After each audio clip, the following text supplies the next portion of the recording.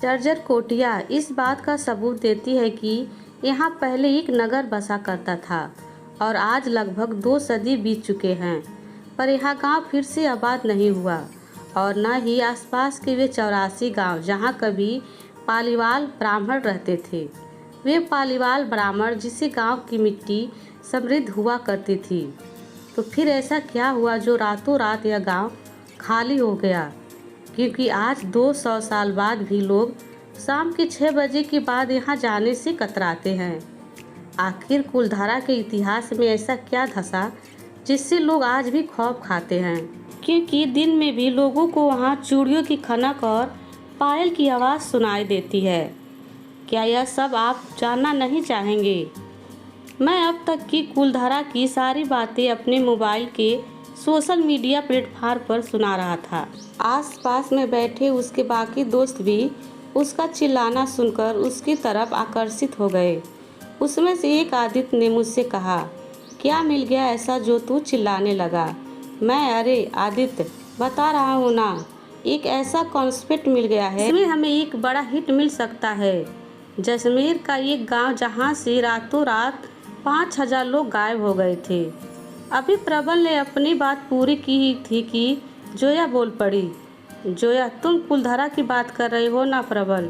उसकी बात पर प्रबल एकदम रोमांटिक अंदाज में कहता है, yes my dear baby, you got it very right. तभी बात में खलल देते हुए विमान कहता है, क्या यार, तुम लोग भी पुराने ज़माने के गांव में फंसे हो। आजकल ओइजा का ट्रेड है। इस रूम में बैठे बैठे हम आसपास की आत्माओं से बात कर सकते हैं। अरे विमान, ओइजा से तुम बस एक आत्मा से कम्युनिकेट कर सकते हो, लेकिन कुलधारा के उस खंडर में न जाने कितने ऐसी आत्माएं मिलेंगी, और अगर नहीं मिली भी तो क्या हुआ? लोकेशन इतनी खतरनाक है कि 2-4 मिलियन व्यूज तो आ ही जाएंगे। प्रबल की इस बात पर आदित्य ने हंसते हुए कहा, दिन में क्या ही फुटेज मिलेगा? जोया ने लपकते हुए कहा, पर हाँ, रात में भी तो जा सकते हैं ना। यह कहते हुए जोया की आंखों में एक अजीब सी चमक थी, जैसे कि वे कुलधारा जाने को बेताब हो।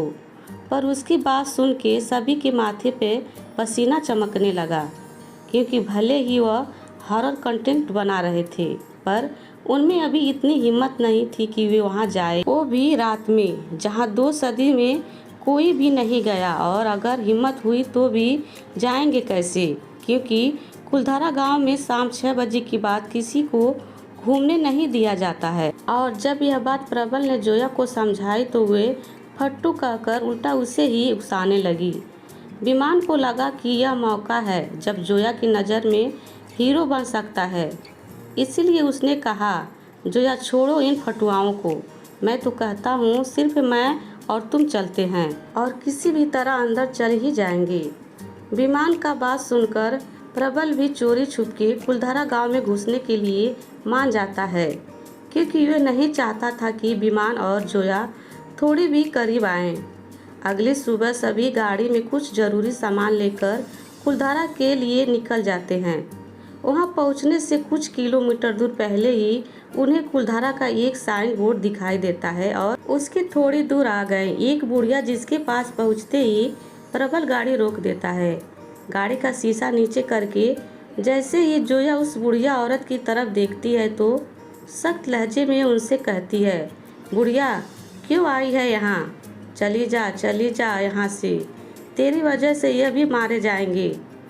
उसकी इस खतरनाक आवाज़ को सुनकर प्रबल ने गाड़ी को आगे बढ़ा दिया और जोया से कहने लगा, प्रबल, लगता है तुम्हारी दूर की मौसी है, बहुत दिनों से मिली नहीं है, इसीलिए तुमसे गुस्सा है। उसकी बात से सभी गाड़ी में हंस पड़ते हैं, पर जोया की नज़र गाड़ी के बैग मिरर पर जाती है, जिसमें ये बूढ़ी औरत को देख रही थी। पर देखते ही देखते काले धुएं में वह बूढ़ी औरत गायब हो जाती है। कुलधारा गांव के दरवाजे पर पहुंचते ही चादर ओढ़े एक आदमी ने गाड़ी को रोक दिया और अंदर जाने के लिए कुछ पैसे लेते हुए कहने लगा, आदमी, शाम 6 बजे से पहले लौट आइएगा, क्योंकि उसके बाद दरवाज़ा बंद हो जाएगा, क्योंकि उसके बाद तो यहाँ कुत्ते भी भौंकते हुए नहीं मिलेंगे। प्रबल गाड़ी को अंदर ले लेता है और कहता है कि वे टेंशन न लें क्योंकि यह चारों दोस्त तुरंत अंदर आकर वापस आ जाएंगे। लगभग 5 बजने के बाद वे गाड़ी बिना कहीं रोके कुलधारा गांव से बाहर निकल जाती है। वहां के लोग भी वहां से घूम के जा चुके थे, इसीलिए ठीक 6 बजे उस आदमी ने कुलधारा गांव का दरवाज़ा बंद कर दिया और फिर बिना पूछे वहां से चलता बना। धीरे धीरे रात के अंधेरे ने कुलधारा गांव को घेरना शुरू कर दिया था, पर न जाने क्यों प्रबल वापस से यहाँ पहुँच गया। लेकिन गाड़ी से सिर्फ प्रबल और आदित्य बाहर निकले। एक के हाथ में हथौड़ा तो दूसरे के हाथ में कैमरा था, जिससे वे दुनिया को यह दिखाना चाहते थे कि वे है फियर डेविल्स जो कुलधारा जैसे हॉन्टेड विलेज में भी रात गुजार सकते हैं। इधर वे दोनों दरवाज़ा का ताला तोड़ रहे थे ताकि वहां पहुंच सके जहां उन्होंने जोया और विमान को छोड़ा था, ताकि वे शाम 6 बजे से उनके पहुंचने तक का शॉट ले सके। उन दोनों ने कुलधारा गांव के अंदर जगह जगह पर कैमरे सेट कर दिए ताकि पूरी रात का एक्टिवेट कैमरे में कैद हो सके, और विमान को भी अच्छा मौका मिल गया वो जोया को अपने दिल की बात कह सके। इससे पहले कि वह पूरी तरह से प्रबल की हो जाए, दोनों अंदर घूमते घूमते उस घर तक पहुंच गए थे जहां से इस गांव के खाली होने की कहानी जुड़ी थी। जोया ने जैसे ही इस घर की चौखट पर पांव रखा, हवा का तेज झोंका चलने लगा। बंद अंधेरे कमरे में चमगादड़ों का झुंड निकलने लगा और चौखट पर खड़ी जोया ने लहराते बाल ने उसके सुंदर रूप को विकराल बना दिया। जैसे तो विमान सभी चीज़ों से खुद डर चुका था, पर जोया के सामने हीरो बनने के लिए वह कहता है, जोया तुम डरना मत, मैं हूँ तुम्हारे साथ। यह कहते हुए उसने जोया का हाथ पकड़ लिया, पर जैसे ही उसने हाथ पकड़ा, जोया बेहोश होकर जमीन पर गिर पड़ी। एक पल के लिए तो विमान के होश उड़ गए और वे उसे जगाने की कोशिश करने लगा, पर जैसे उसे यह पता लगा कि जोया सिर्फ बेहोश हुई है, तो उसके अंदर का जानवर जाग गया और वे जिस टब में बेहोश जोया के सुंदर शरीर को ऊपर से नीचे तक निहारने लगा, उसके बगल में लेटकर उसे छूने लगा। पर इससे पहले कि वह कुछ कर पाता, जोया ने एक झटके में अपनी आँख खोली और उठ खड़ी हुई। विमान भी खड़ा होकर उसे समझाने की कोशिश करने लगा। वो तो बस उसे जगाने की कोशिश कर रहा था। तभी जोया बोली, मुझे क्या लगता है सलीम सिंह, यह सब करके तू मुझे पा सकता है? कभी नहीं पा सकता है तू मुझे। यह कहते हुए जोया के शरीर पर वे कपड़े लिपट जाते हैं, जैसे कि आज से 150-200 साल पहले की लड़कियां पहनती थी। इधर विमान का शरीर भी अकड़ने लगता है, मानो जैसे कि किसी ने उसके शरीर के अंदर प्रवेश किया हो, और वे भी देखते ही देखते किसी रांची के दीवान का अवतार ले लेता है।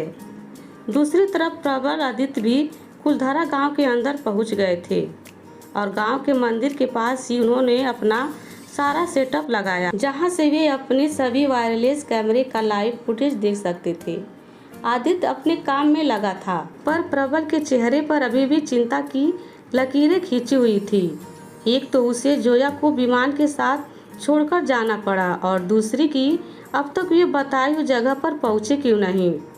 तभी उसे एक आइडिया आया कि क्यों न कैमरे की मदद से देखा जाए कि वे दोनों है कहाँ। अभी प्रबल के मन में आइडिया आया ही था कि इतने में आदित्य ने चीखते हुए प्रबल को अपने पास बुलाया और उसके सर से टप टप कर पसीना बह रहा था, क्योंकि स्क्रीन पर उसके सामने जो दृश्य था वे किसी के भी रोंगटे खड़े कर देने वाला था। जिस गांव के वे खुली आंखों से खंडहर देख पा रहे थे, वे उनकी स्क्रीन पर आबाद दिख रहा था और वहाँ लोगों में चहल पहल भी थी। तभी उसकी नज़र स्क्रीन पर जाती है, जहाँ कोई उसे घोड़े पर नजर आता है। जब वो स्क्रीन को बड़ा करता है तो वे कोई और नहीं बल्कि विमान होता है, एक दीवान के लिबाज में, जिसमें अपने आगे जोया को पकड़ रखा है और उनके आगे पीछे सैनिक भी हैं। प्रबल यह सब देखकर कुछ समझ नहीं पा रहा था कि क्या हो रहा है। आखिर इस वीरान गांव में इतने सारे लोग आए कहां से, और विमान और जोया यह कर क्या रहे हैं। यह सब सोचते हुए उसे किसी गहरे संकट का एहसास होने लगता है।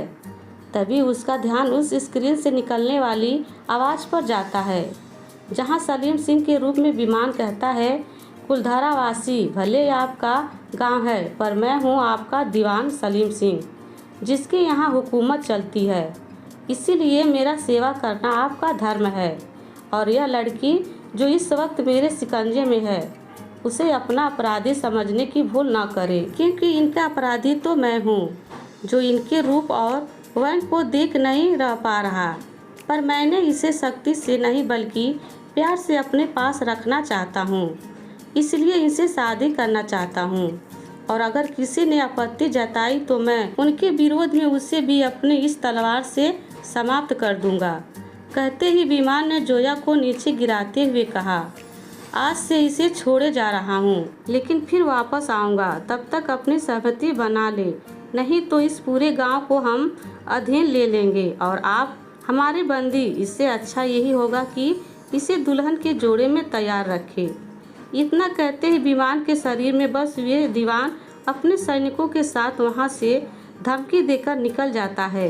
इधर जैसे ही प्रबल की नज़र स्क्रीन से ऊपर उठी तो भयानक रूप में अचानक से वह बूढ़ी औरत उसके सामने आ गई, जिसे रास्ते में मिली थी।